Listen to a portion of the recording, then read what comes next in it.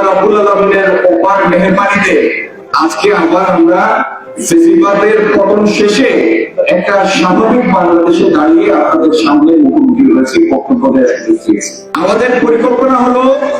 আগামী দিনে বিএনপি যদি রাষ্ট্র ক্ষমতায় যায়, রাষ্ট্র পরিচালনার সুযোগ পায়,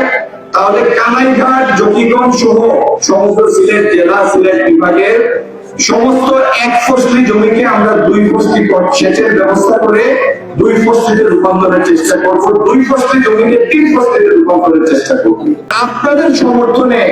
আপনাদের সক্রিয়তার কারণে ইনশাআল্লাহ এদের এবং এদের কর্মসূচি বাংলাদেশে আর কোনোদিন যাতে বাস্তবায়িত না হয় তার পাহারাদার হিসাবে আপনারা আমরা মিলে কাজ করব। আমরা তার জন্য দোয়া করি, আমরা কানাইঘাট পাশের জন্য দোয়া করি, আর আপনাদের কাছে দোয়া চাই যেন জনাব তারেক রহমানের নেতৃত্বে আগামী দিনে আমরা এমন একটি বাংলাদেশ বিনির্মাণ করতে পারি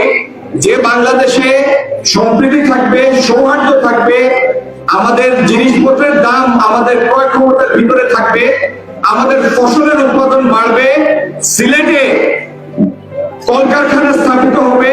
যাতে শিক্ষিত অশিক্ষিত উভয় শ্রেণীর লোকের জন্য পর্যাপ্ত কাজের সুযোগ তৈরি হয়, আমাদের প্রাইমারি স্কুল, হাই স্কুলে শিক্ষার সুযোগ অবারিত থাকবে, যেন আমাদের নিম্নবিত্ত, মধ্যবিত্ত, উচ্চবিত্ত সবার জন্য বাংলাদেশের শিক্ষার সুযোগ সম্প্রসারিত হয়।